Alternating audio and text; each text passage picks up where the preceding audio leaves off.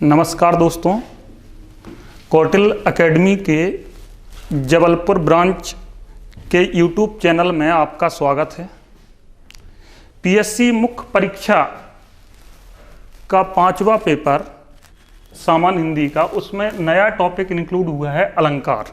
आज हम अलंकार डिस्कस करेंगे। जब भी हम कोई टॉपिक पढ़ते हैं तो हमें मुख्य रूप से 3 बातें पता होनी चाहिए। पहली बात, उस शब्द का अर्थ क्या है। दूसरा, उस शब्द का निर्माण कैसे हुआ है। और तीसरी बात, उसकी परिभाषा क्या है। तो अलंकार शब्द का अर्थ होता है आभूषण अथवा गहना। अलंकार शब्द का निर्माण 2 शब्दों से मिलकर हुआ है, अलम प्लस कार। अलम का अर्थ होता है शोभा और कार का अर्थ होता है कारक। तो इस तरीके से जो शोभा कारक गुण होता है उसे हम क्या कहते हैं, अलंकार कहते हैं। जिस तरीके से हीरे जवाहरात जड़ित स्वर्ण आभूषण नारी शरीर की शोभा बढ़ाते हैं, उसी तरीके से अलंकार काव्य की शोभा बढ़ाते हैं। यदि कोई साधारण शक्ल सूरत वाली लड़की है और उसे अच्छे से गहनों से सजाया जाए तो ऐसा प्रतीत होता है जैसे वो देवी है। इसी तरीके से अलंकार काव्य की शोभा बढ़ा देते हैं। अच्छा, अलंकार की परिभाषा होती है, काव्य की शोभा बढ़ाने वाले गुण, धर्म अथवा कारक को अलंकार कहते हैं। अच्छा, अलंकार मुख्य रूप से 2 प्रकार के होते हैं।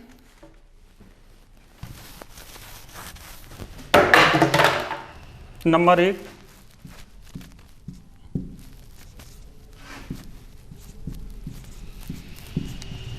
शब्दालंकार और नंबर 2, अर्थालंकार।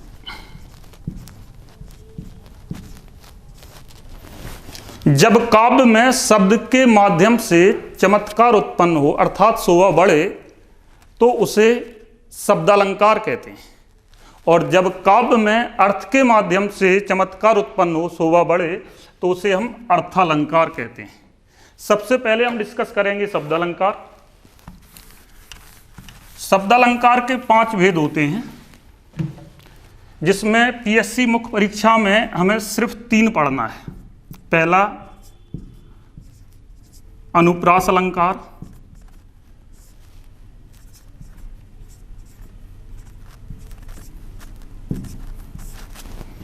दूसरा,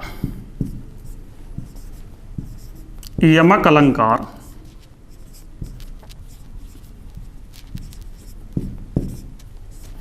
और तीसरा,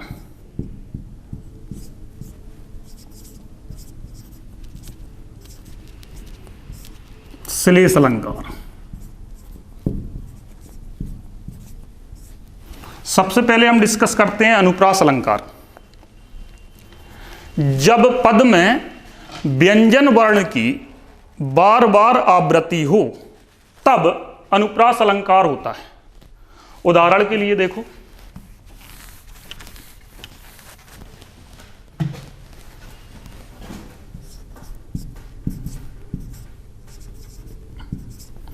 प्रतिभट,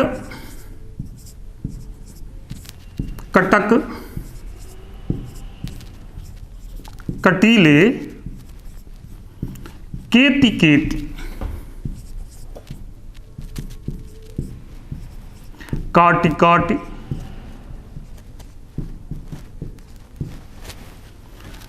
कालिकासी किलक,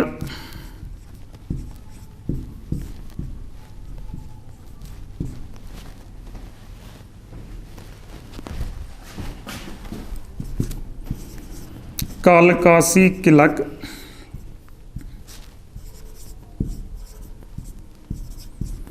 कलयऊ देत काल को। तो इस पद में क वर्ण की बार बार आवृत्ति हो रही है। महाकवि भूषण ने महाराज छत्रसाल की तलवार का वर्णन किया है। प्रतिबट यानी प्रत्येक क्षण जिस तरीके से कटक कटीले वन अर्थात झाड़ियों की सफाई की जाती है, उसी तरीके से महाराज छत्रसाल की तलवार शत्रुओं के सर काट काट कर कालिका को कलेऊ देती। यानी कालिका का कलेऊ क्या है? लोगों के प्राण हरना। तो ये महाकवि भूषण का पद है जिसमें क वर्ण की बार बार आवृत्ति हो रही है। तो इसमें कौन सा अलंकार है? अनुप्रास अलंकार है। एक उदाहरण और देखते हैं।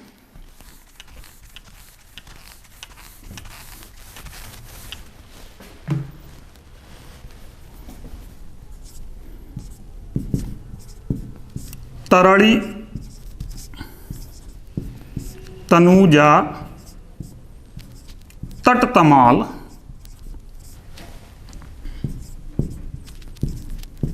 तरुवर बहु छाए। तरणी तनुजा तटतमाल तरुवर बहु छाए। इस पद में त वर्ण की बार बार आवृत्ति हो रही है।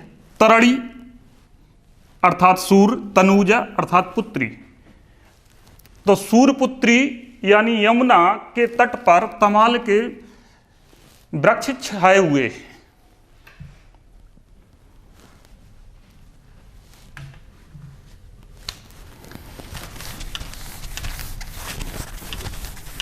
दूसरा है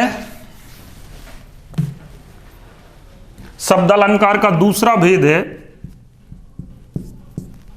यमक अलंकार।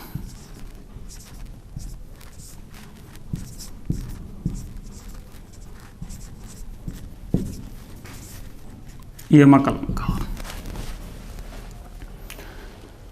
जब पद में एक ही शब्द की आवृत्ति हो किंतु अर्थ भिन्न भिन्न हो, तब यमक अलंकार होता है। देख लो,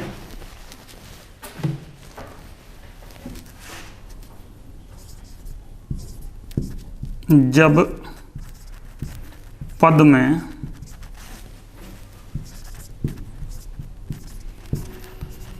शब्द की आवृत्ति हो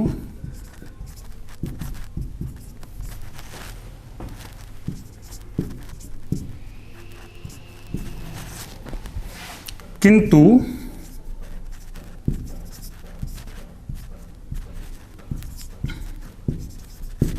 अर्थ भिन्न भिन्न हो,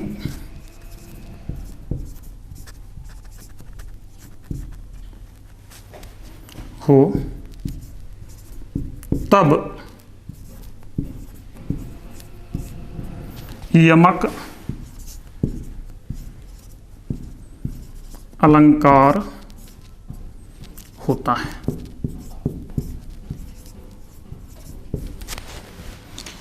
जब पद में शब्द की आवृत्ति हो किंतु अर्थ भिन्न भिन्न हो, तब यमक अलंकार होता है। उदाहरण देखते हैं।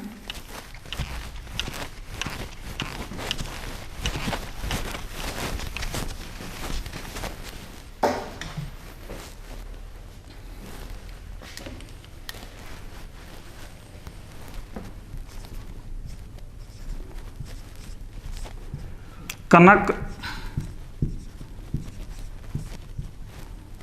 कनक कनकते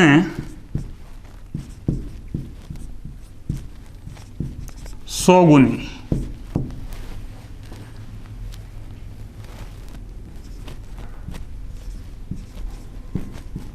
मादकताधिकाय।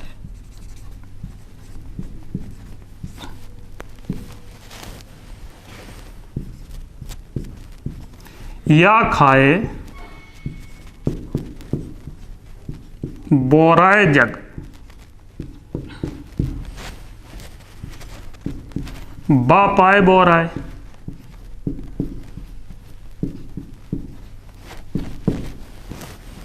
यहां एक कनक शब्द का अर्थ है धतूरा और एक कनक शब्द का अर्थ है सोना। यदि कोई व्यक्ति धतूरे का नशा कर ले तो धतूरे का नशा 48 घंटे में उतरता है। और यदि किसी को धन का नशा हो जाए यानी सोने का नशा हो जाए तो उसका नशा जब तक उसके पास सोना रहेगा, धन रहेगा, तब तक नहीं उतर सकता। तो कनक कनकते 100 गुनी मादकता अधिका, यानी धतूरे की मादकता से सोने की मादकता कितनी अधिक है? 100 गुनी। धतूरे की मादकता से सोने की मादकता यानी धन का नशा 100 गुना अधिक है। या खाए बोराए जग, धतूरा खाने से आदमी बोरा जाता है, बा पाए बोराए, और सोना पाने से आदमी बोरा जाता है। यहां शब्द की आवृत्ति हो रही है और अर्थ भिन्न भिन्न है। पहले कनक शब्द का अर्थ है धतूरा और दूसरे कनक शब्द का अर्थ है सोना। तो शब्द की आवृत्ति है किंतु अर्थ भिन्न भिन्न है, इसलिए यहां यमक अलंकार होगा।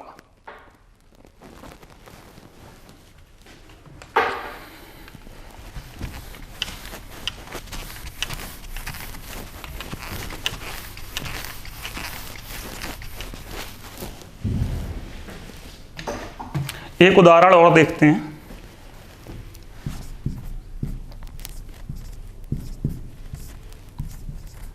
सारंग ले सारंग चली,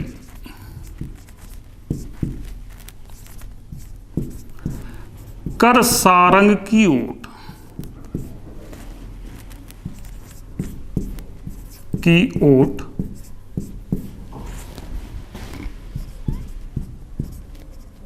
सारंग झीनी जानकर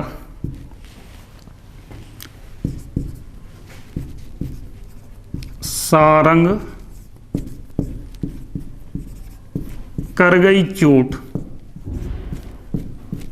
सारंग ले सारंग चली, कर सारंग की ओट, सारंग झीनी जानकर सारंग कर गई चोट। यहां पहले सारंग शब्द का अर्थ है दीपक, दूसरे सारंग शब्द का अर्थ है स्त्री यानी नारी। तो दीपक लेकर कौन चली? नारी। कर सारंग की ओट, तीसरे सारंग शब्द का अर्थ है आंचल, यानी उसने अपने आंचल की ओट कर ली। सारंग झीनी जानकर, दीपक की जो लौ है बाती, वो हवा चल रही है तो हवा के कारण हिल रही है। तो दीपक को कमजोर समझकर सारंग कर गई चोट, यानी हवा चोट कर गई और दीपक बुझ गया। अंतिम सारंग शब्द का अर्थ है हवा। तो यहां शब्द की आवृत्ति हो रही है और अर्थ भिन्न भिन्न है, इसलिए यहां यमक अलंकार होगा। नेक्स्ट देखो,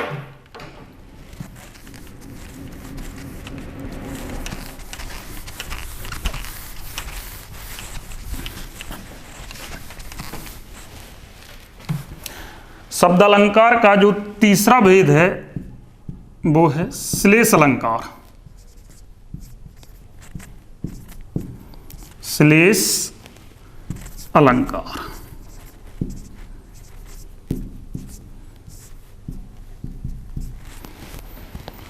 श्लेष अलंकार में क्या होता है कि एक ही शब्द से कई भिन्न भिन्न अर्थ जुड़े होते हैं। श्लेष शब्द का अर्थ होता है चिपका हुआ। तो जब पद में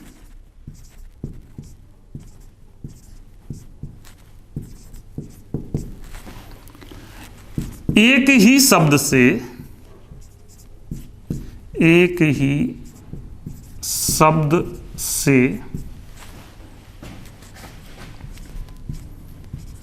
कई भिन्न भिन्न अर्थ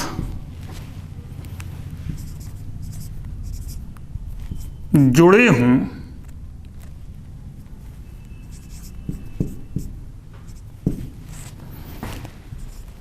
तब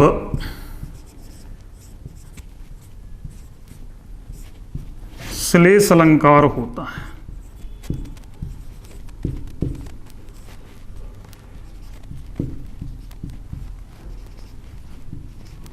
याद रखो, यमक अलंकार और श्लेष अलंकार में कंफ्यूजन नहीं होनी चाहिए। यमक अलंकार में शब्द की आवृत्ति होती है, जबकि श्लेष अलंकार में एक ही शब्द से कई भिन्न भिन्न अर्थ जुड़े होते हैं। उदाहरण देखते हैं। सुवर्ण को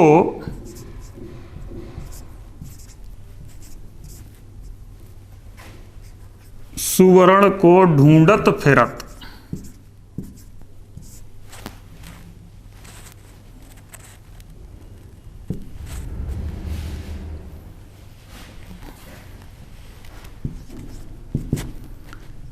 कभी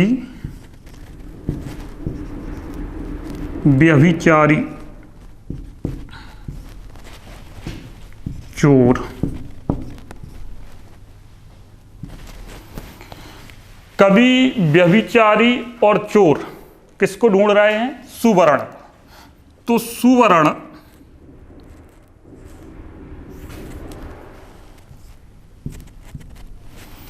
कवि के लिए सुवर्ण शब्द का अर्थ है सुंदर वर्ण।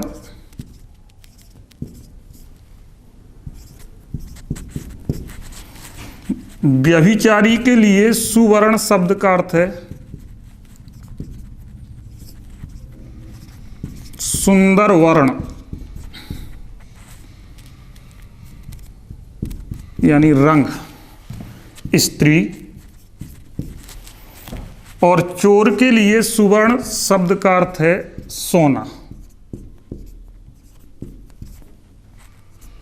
तो यहां एक ही शब्द सुवर्ण से कई भिन्न भिन्न अर्थ जुड़े हुए। कवि चाहता है कि उसकी कविता सुंदर हो, इसलिए उसे सुंदर वर्णों की आवश्यकता होती है। तो कवि किसे ढूंढता है? सुंदर वर्णों को। व्यभिचारी पुरुष सुंदर वर्ण यानी सुंदर स्त्री को ढूंढता है, और चोर सोना। चोर को यदि पता चल जाए कि किसी के घर में सोना रखा हुआ है, तो सुबह घर के पीछे एक नया दरवाजा हमें मिलता है। तो जब एक ही शब्द से कई भिन्न भिन्न अर्थ जुड़े हों, तब श्लेष अलंकार होता है। श्लेष का शाब्दिक अर्थ होता है चिपका हुआ। एक उदाहरण और देखते हैं।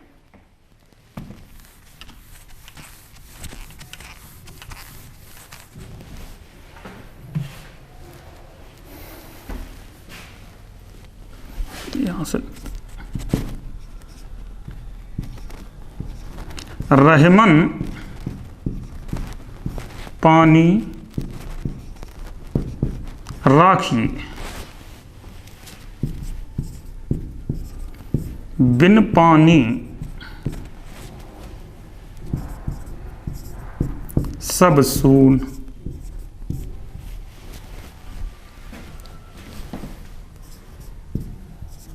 पानी गए न उबरे,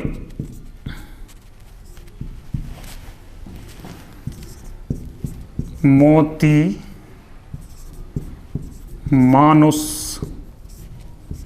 चून। यानी पानी के बिना कौन कौन नहीं उबर सकता? मोती, मनुष्य और चूना। मोती की चमक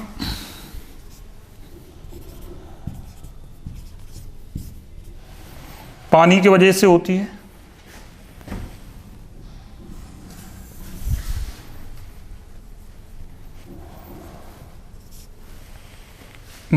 मनुष्य का अस्तित्व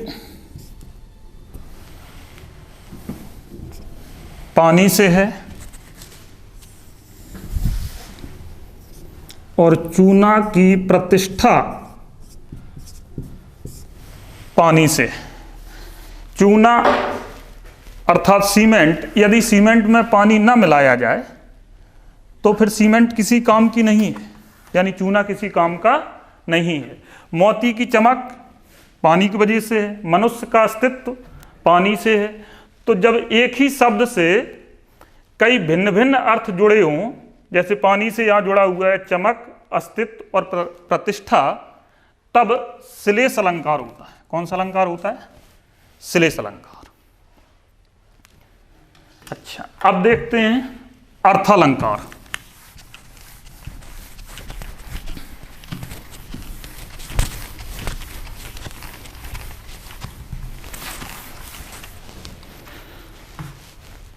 सेकंड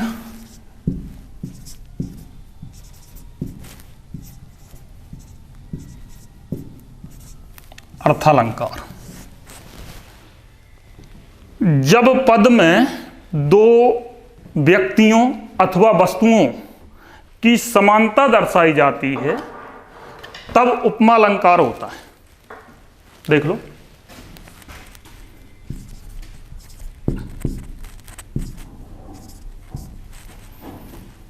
जब पद में दो व्यक्तियों अथवा वस्तुओं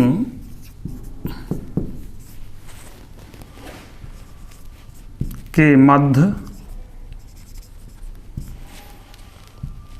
समानता दर्शाई जाती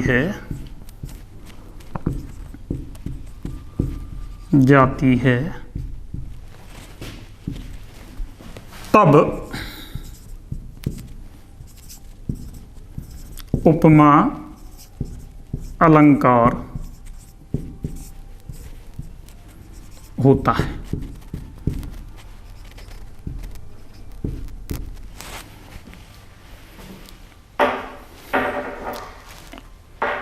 उदाहरण देखते हैं।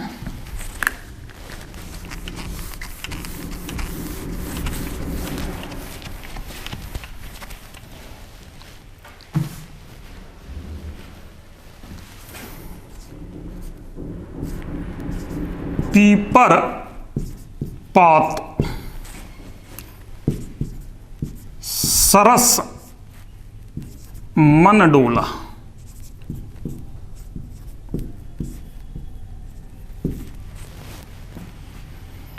यहां मन की उपमा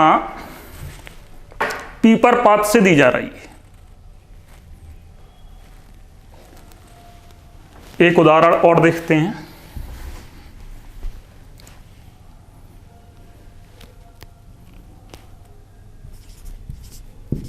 मुख चंद्र सा सुंदर है। यहां मुख की उपमा चंद्रमा से दी जा रही है। यहां जिसकी उपमा दी जाती है उसे हम कहते हैं उपमेय, और जिससे उपमा दी जाती है उसे हम कहते हैं उपमान। तो मुख की उपमा चंद्रमा से दी जा रही है तो यहां मुख उपमेय है और चंद्र उपमान। और सादृश्यवाचक शब्द और सुंदर उभयनिष्ठ गुण, यानी दोनों में पाया जाने वाला कॉमन गुण। उपमा के 4 अंग होते हैं।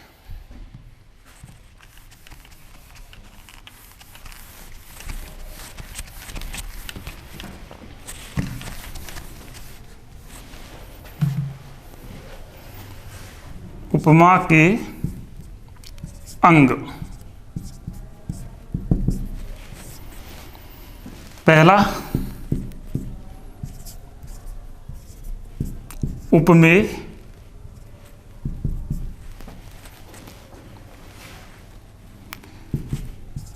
यानी जिसकी उपमा दी जाए।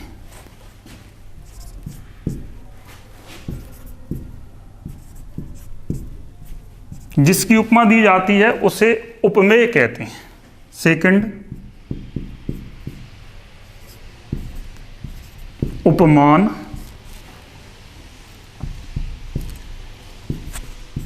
जिससे उपमा दी जाए।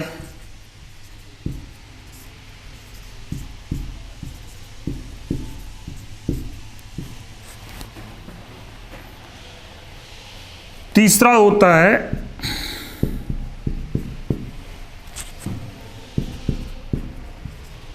सादृश्य वाचक शब्द,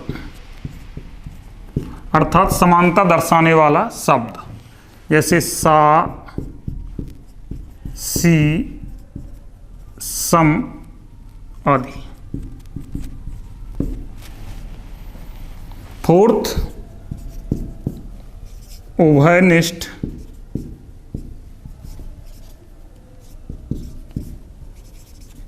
धर्म,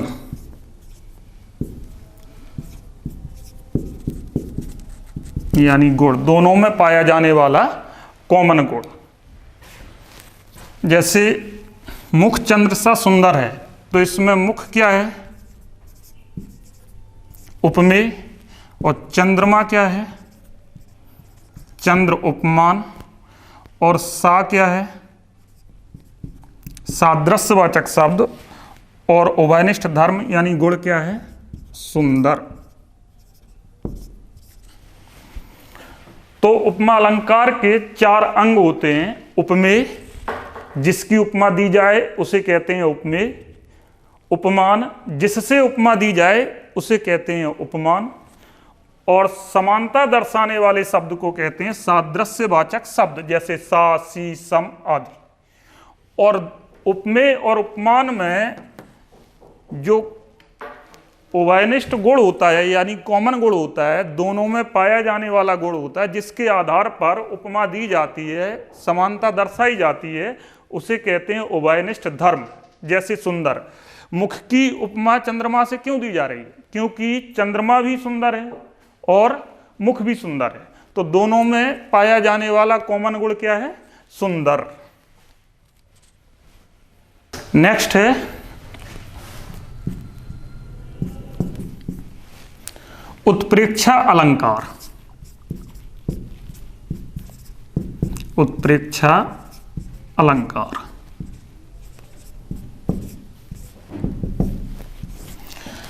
जब पद में उपमेय की संभावना उपमान में व्यक्त की जाए तथा मानो, मनहु, जानो, जनहु आदि बोधक शब्द प्रयुक्त हों, तब उत्प्रेक्षा अलंकार होता है। देख लो, जब पद में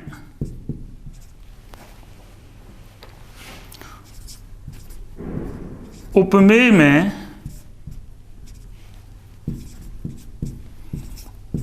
उपमान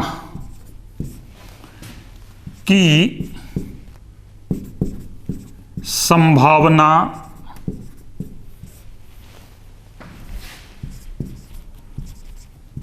व्यक्त की जाए तथा बोधक शब्द मानो, मनहु,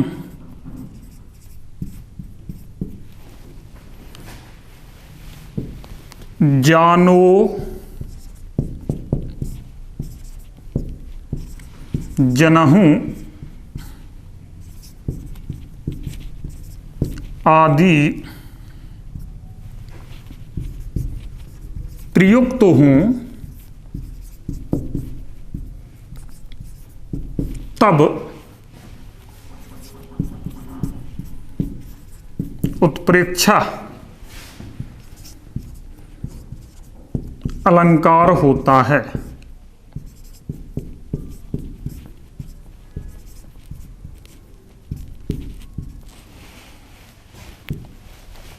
जब पद में उपमेय में उपमान की संभावना व्यक्त की जाए तथा बोधक शब्द मानो, मनहु, जानो, जनहु आदि प्रयुक्त हों, तब उत्प्रेक्षा अलंकार होता है। उदाहरण देखते हैं।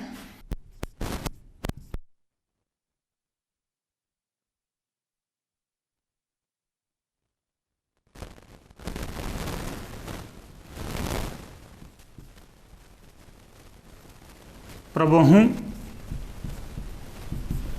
निहारी,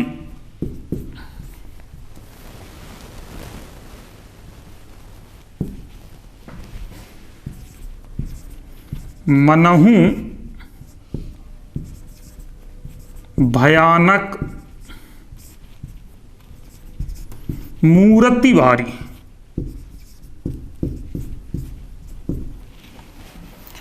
ये उस समय का वर्णन है जब भगवान राम सीता जी के स्वयंवर में धनुष भंग कर देते हैं। उस समय जो कुटिल राजा थे वो भगवान को देखकर डर जाते। उन्हें ऐसा प्रतीत होता है जैसे स्वयं काल शरीर धारण करके आया। तो डरे कुटिल नृप प्रभाव निहारी, मनहु भयानक मूर्ति भारी। मनहु यानी मानो, तो यहां मनहु बोधक शब्द का प्रयोग हुआ है।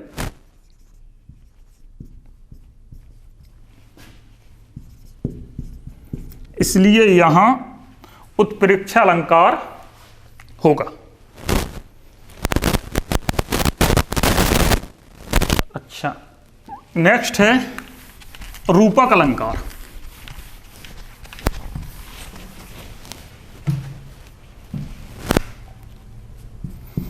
थर्ड है रूपक अलंकार।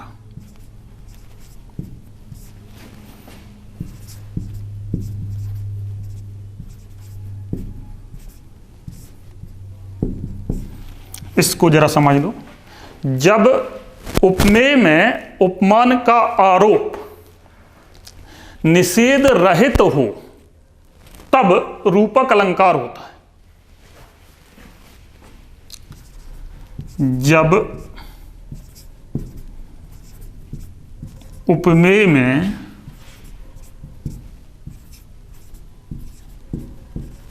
उपमान का आरोप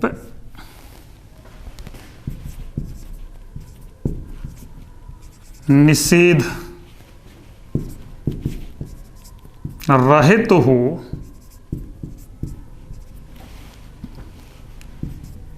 तब रूपक अलंकार होता है।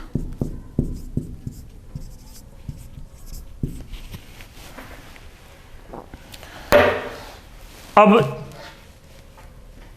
उपमेय में उपमान का आरोप किस तरीके से होता है इसको उदाहरण में देखते हैं। जैसे हमने लिखा चरण कमल, तो चरण को हमने क्या कह दिया? कमल कह दिया, यानी चरण पर कमल को आरोपित कर दिया।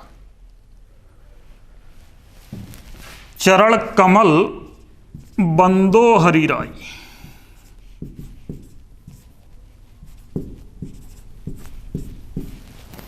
यानी चरण को हमने क्या कह दिया?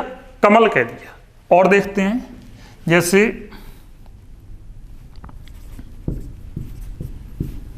चंद्र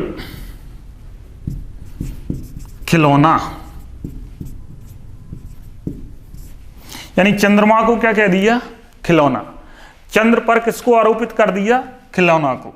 जैसे पद है ना, मैया